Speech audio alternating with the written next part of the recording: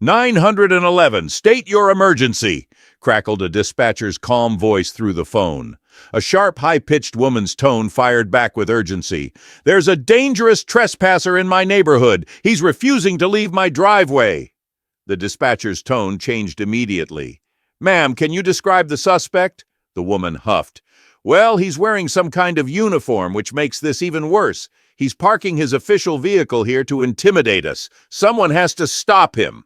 Little did the dispatcher know the so-called trespasser was actually a local police officer named Jake Carter, standing on his own property.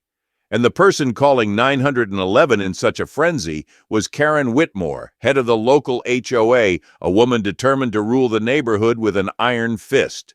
Before we dive deeper into this twisted, drama-filled story of power, politics, and petty revenge, do us a quick favor. Hit that subscribe button, click the like icon, and drop a comment below telling us what city you're watching from. Trust me, you won't want to miss how this roller coaster feud unfolds. When Jake Carter first arrived at Fairview Estates, he breathed a sigh of relief. He'd picked this house specifically because it wasn't under any homeowners association jurisdiction. As a dedicated police officer, Jake had seen too many bizarre complaints from HOA busybodies in his career. The last thing he wanted was to come home after a long shift and find a note saying his mailbox was the wrong shade of gray, or that his garbage bins were 3 inches off the approved curb distance. He chose Fairview Estates for its spacious driveways, friendly-looking neighbors, and, most of all, no HOA. Well, technically, the houses on one side of the street were part of the old HOA territory, but Jake's home was supposed to be exempt. The real estate agent had assured him, "Don't worry, Mr. Carter, that area's outside the HOA boundary. You'll be free from all that nonsense." But from the moment he moved in, he noticed a woman lurking at the edge of his property. She'd stare at him with laser-like intensity whenever he parked his patrol cruiser in his driveway. She'd leave pamphlets about proper home aesthetics on his doorstep. She'd even snap pictures of his front lawn whenever she walked by. Eventually, Jake learned her name, Karen Whitmore, the self-proclaimed guardian of neighborhood standards. Jake tried to ignore her at first. He just wanted a quiet home life and a simple routine. Little did he know, Karen wasn't the type to be ignored. She was about to launch a campaign that would drag the entire neighborhood into a storm of petty drama and, to Jake's surprise, actual legal threats. As if Karen's obsession with beautifying the neighborhood wasn't enough, she soon discovered Jake's personal life included something even more offensive to her: politics. Fairview Estates was preparing for a major mayoral election in the city. Jake openly supported Mayor Phillips, a reform-minded candidate who promised better funding for local emergency services. Meanwhile, Karen was rooting for Councilman Briggs, who believed in strict neighborhood regulations and had strong ties with several homeowner associations around town. Karen saw Jake's political stance as a direct threat. If the city government gave more leeway to police and less authority to private HOAs, her precious power could shrink. So, whenever Jake tried to canvass for Mayor Phillips, maybe handing out small flyers in front of his house or discussing local issues with neighbors, Karen would pull out the HOA rulebook and claim he was conducting unauthorized campaigning on private property. Jake reminded her, "Ma'am, my property is not part of your HOA." But Karen wasn't listening. One evening, Jake placed a simple sign on his own front yard reading, "Vote Phillips for mayor." The next morning, he found it torn to shreds. In its place lay a neatly folded notice: "Violation, non-compliant political advertising. Remove any signage that is not approved by the Fairview Estates HOA. Signed, President Karen Whitmore." Jake groaned. He knew she had no legal standing to enforce HOA rules on his land, but fighting it would be a constant headache. As the election drew closer, Karen's attacks grew bolder, often crossing the line from annoying to outright harassment. One morning, Jake decided to wash his patrol cruiser before leaving for work. As he was toweling it dry, he noticed Karen staring from across the street, phone clutched in her hand like a loaded weapon. Half an hour later, sirens echoed down the peaceful road. 2 patrol cars arrived, responding to a 911 call about a trespasser in uniform. Jake didn't even need to guess who called it in. When the officers stepped out, they recognized Jake immediately and broke into fits of laughter. "Seriously?" one officer said, looking between Karen and Jake. "Ma'am, you do realize he's a police officer on his own property?" Karen folded her arms. "Well, this entire street belongs to the HOA, and he is not allowed to keep that huge official vehicle in plain sight." Jake simply shook his head. The other officer gave Karen a stern warning about calling 911 under false pretenses. She blushed bright red, but hissed, "This isn't over, Officer Carter. We have standards here." Little did she know that call had sparked interest not just from the local precinct, but from neighbors who were fed up with Karen's intimidation. Word spread fast, and soon everyone was talking about the lunatic HOA lady who tried to have a cop arrested for parking in his own driveway. Despite the rising tensions, Jake stayed determined to do some good for the community. He'd been helping organize a small fundraiser yard sale to raise money for children battling cancer.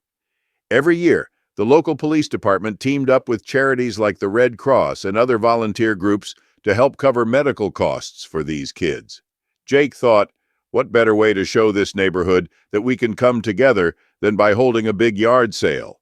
He invited several neighbors to participate, rummage through their garages, set up tables on his wide driveway, and donate the proceeds to the kids. Almost everyone was on board. Even some of Karen's longtime supporters shrugged and said, "Well, it's for a good cause." But Karen herself was far from supportive. She quickly fired off a mass email, complete with the HOA logo plastered at the top. "Urgent notice. There is an unauthorized commercial event being planned on our private street. We have strict rules prohibiting yard sales and large gatherings without HOA approval. Anyone participating will be subject to fines. President Whitmore." Jake sighed. She's not even subtle anymore. He tried to smooth things over, but Karen just kept piling on violations and threatened to call the city again. However, Jake was about to get a big assist from an unexpected ally, the Red Cross representative. On the day of the yard sale, the Red Cross liaison, Susan Meyer, pulled into the neighborhood. She set up a small booth with pamphlets explaining how the proceeds would help families pay for expensive treatments.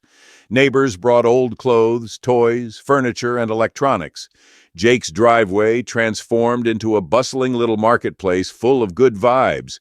Until Karen showed up, she marched over, brandishing her HOA clipboard like a scepter of absolute power. "This event is not sanctioned by the HOA.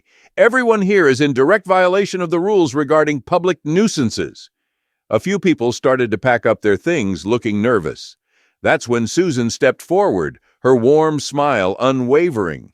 "Hello, Miss Whitmore. I'm Susan from the Red Cross. We're here to support Officer Carter in raising money for children with cancer. Could I give you a brochure?" Karen paused. She clearly wanted to keep yelling, but she also knew turning away a Red Cross volunteer in front of half the neighborhood looked terrible. After a moment's hesitation, she forced a bright fake grin.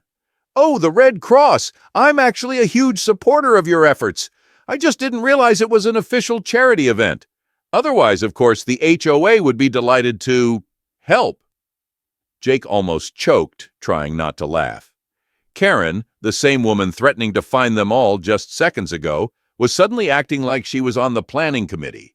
She posed for a quick photo with Susan, beaming like a saint. Jake could see right through it. She simply wanted to save face in front of a reputable organization and the entire neighborhood. But the battle was far from over. 2 days after the yard sale, Jake returned from his shift to find a bright orange slip stuck to his door. It was an official notice from city code enforcement. It claimed his public gatherings had generated complaints about noise, trash, and unlicensed commercial activity. At the bottom of the notice, in neat cursive, multiple anonymous complaints have been filed regarding large-scale yard sales, political campaigning, and unauthorized public events. Jake had no doubt who was behind it, and it wasn't just him getting these notices. A few neighbors received them too for participating in the charity sale. Karen had found a new weapon: bury the neighborhood in so much red tape that they'd rather obey her than keep fighting. But Jake was no rookie when it came to legal maneuvering. He had connections at City Hall, and he knew that personal property rights mattered more than any overreaching HOA bylaw. He started collecting evidence. The emails from Karen, the torn sign, the 911 call logs, even the yard sale footage. If she wanted a legal fight, Jake was ready. As the mayoral race heated up, Karen didn't just stop at code enforcement. She also began slandering Jake's preferred candidate, Mayor Phillips, on social media.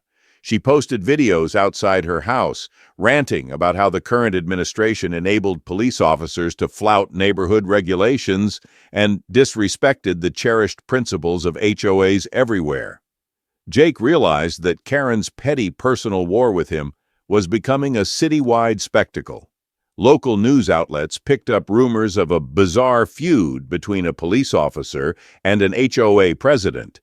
Councilman Briggs, Karen's favored candidate, used the attention to promise stricter guidelines for neighborhoods, hoping to woo the HOA vote. Mayor Phillips's campaign reached out to Jake. "Look, we appreciate your support, but we don't want to drag you into a mudslinging match. Let's keep our messaging clean, okay?" Jake agreed, wanting no part in negative politics.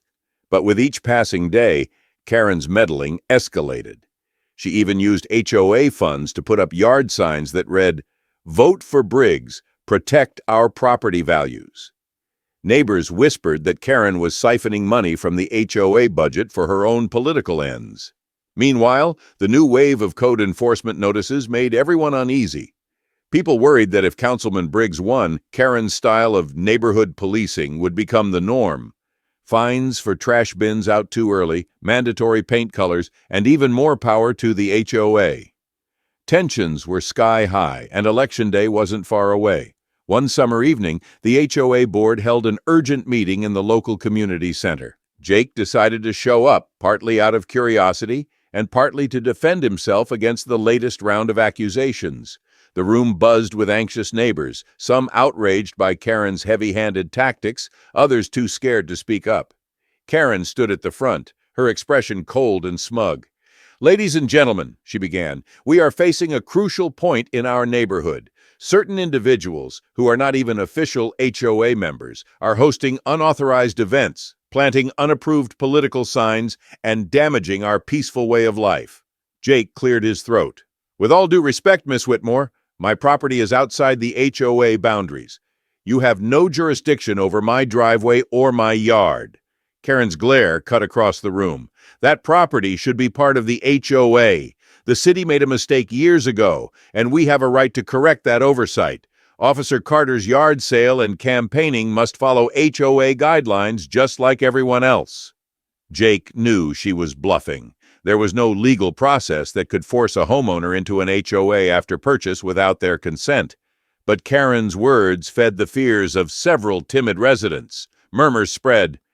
Maybe he really is outside the rules. Could the HOA forcibly annex his property? Before the meeting adjourned, Karen made a final announcement. "I've personally asked code enforcement to reevaluate property lines in Fairview Estates. This matter isn't settled until the city corrects the boundary error." A wave of uneasy silence swept through the room. Jake steeled himself. This was about to get even uglier. Jake wasn't one to sit around and let Karen's intimidation go unchecked. Over the next week, he compiled a neat stack of documents, his original deed, clearly stating his lot was never part of any HOA. Emails from Karen, threatening him with fines that had no legal basis. Photos and videos from the yard sale charity event showing how Karen tried to shut it down until the Red Cross appeared. A statement from code enforcement friends who confirmed Karen had filed repeated complaints under multiple fake names. He scheduled a meeting with the city attorney's office, explaining the situation. At first, they seemed wary, not wanting to get dragged into a neighborhood spat. But once they saw the scale of Karen's actions, especially her use of HOA resources for personal political fights and harassment, they changed their tune.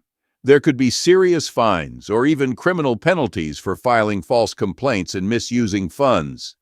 They told Jake, "We'll look into this. Don't worry." Meanwhile, word spread that the Red Cross had sent a letter of thanks to Jake for the successful yard sale that raised a good sum for the kids' medical treatments. The letter ended up in the local newspaper, painting Jake as a caring community member who was simply trying to do good.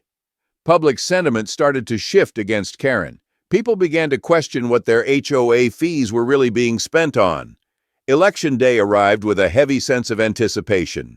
Karen had spent weeks championing Councilman Briggs. She rallied the HOA faithful, insisting that if Briggs won, all these lawless homeowners who ignore our standards will finally be brought in line. But in a surprising turn of events, Mayor Phillips won re-election by a decent margin. The local news reported that large numbers of voters had pushed back against overly aggressive HOA policies, citing the fiasco at Fairview Estates as a cautionary tale. Karen's beloved candidate lost, and with that loss, her political clout took a big hit. The morning after the election, neighbors woke up to find all the Briggs signs gone, as if Karen had quietly collected them in the night. Some folks suspected she did it to hide the evidence of how many HOA funds she'd spent on those signs. Others just thought she was licking her wounds. Jake, sipping his coffee, couldn't help but smile as he glanced at his own yard. The Vote Phillips sign still stood proud, untouched. Despite the election upset, Karen wasn't ready to surrender her self-appointed throne. One afternoon, Jake heard rumbling outside his window and discovered a tow truck hooking chains onto his cruiser. He rushed out. "What are you doing?" Jake asked the tow truck driver, flashing his badge. The driver gulped. "Ma'am Whitmore told me this is an abandoned vehicle violating HOA rules. She said it needed to be towed immediately." Jake pointed to his license plate and official police markings. "You realize towing a legally owned police vehicle from private property could be grand theft auto, right?" The driver's eyes bulged. I'm sorry, officer. I had no idea. She just paid me up front." He hastily unhooked the chains and jumped back in his truck. Jake stood in the middle of his driveway, heart pounding. Enough was enough. He filed a detailed report with the local precinct, including the tow truck driver's statement and receipts for Karen's payment. The next day, the police visited Karen's house. Several neighbors stood on their lawns watching as uniformed officers knocked on her door. A wave of shock rippled through the community when the police left with Karen in handcuffs, charged with orchestrating an attempted theft. Karen's arrest sent the HOA board into a tailspin. During an emergency session, where Jake sat quietly at the back, the board revealed they'd found massive irregularities in the HOA budget. Large sums had been diverted to pay for Karen's personal landscaping, election materials, and questionable legal fees. Furious members demanded her immediate removal. A timid board member, Tom, stood up. "We have no choice but to recall Karen Whitmore as HOA president effective immediately. We'll also assist authorities in any investigations into misappropriated funds and false complaints." Applause and sighs of relief filled the room. By the following week, Karen's membership was revoked entirely. She couldn't attend board meetings, and she faced serious legal consequences for her actions. Not only was she fighting charges related to the illegal tow, but also potential fraud for mixing HOA money with her personal and political goals. News of Karen's downfall spread quickly, becoming a local scandal. Councilman Briggs distanced himself, publicly denouncing her overzealous tactics. Meanwhile, Mayor Phillips praised Jake in a brief statement. "Officer Carter embodies the true spirit of community service, as seen in his charity yard sale for children in need. We applaud his dedication and regret that he was subjected to such harassment." The city's decision to uphold the existing Fairview Estates boundaries, leaving Jake's property firmly outside HOA control, was the final nail in the coffin for Karen's crusade. She had wasted countless hours and thousands of dollars trying to forcibly absorb his house into the association. Now, with her reputation in ruins, it was all for nothing. Shortly after the dust settled, the Red Cross held a small appreciation event at the community center to honor local volunteers who had helped raise funds for the children's cancer program. Jake was recognized for hosting the most successful yard sale of the season. A few neighbors who had initially sided with Karen felt embarrassed, but they still clapped and thanked him. Susan Meyer from the Red Cross handed Jake a certificate of recognition. "Officer Carter, your willingness to stand up for these kids, despite all the obstacles, shows true heart. We're grateful for your partnership." Jake nodded humbly, feeling a wave of relief. Finally, the neighborhood could focus on something positive rather than Karen's never-ending drama. In a last-ditch effort, Karen tried to sue the HOA for wrongful termination as president, and she even threatened to sue Jake for defamation. None of these went anywhere. Every time Karen set foot in court, the evidence of her fraudulent behavior, misuse of HOA funds, and constant harassment spoke for itself. Her lawsuits were dismissed one after another. Faced with mounting legal fees and a tarnished name, she had no choice but to put her house up for sale. The board placed heavy fines on her for every violation she had racked up over the years. She couldn't pay them all. The bank started foreclosure proceedings, and Karen's days in Fairview Estates were officially numbered. A few weeks later, a large moving truck pulled up in front of Karen's house. She spent the entire day loading up boxes in silence, refusing to speak to any neighbor. When all was packed, Karen walked to her car with shoulders slumped in defeat, hopped in, and sped away without a word of goodbye. A hush fell over the street. Some neighbors felt a tiny pang of pity. Karen had been a tyrant, but seeing someone's life implode was never exactly pleasant. Others, though, openly celebrated. They set out lawn chairs, popped sodas, and toasted to a Karen-free neighborhood. Jake just watched quietly, feeling both relief and a hint of satisfaction that justice had finally been served.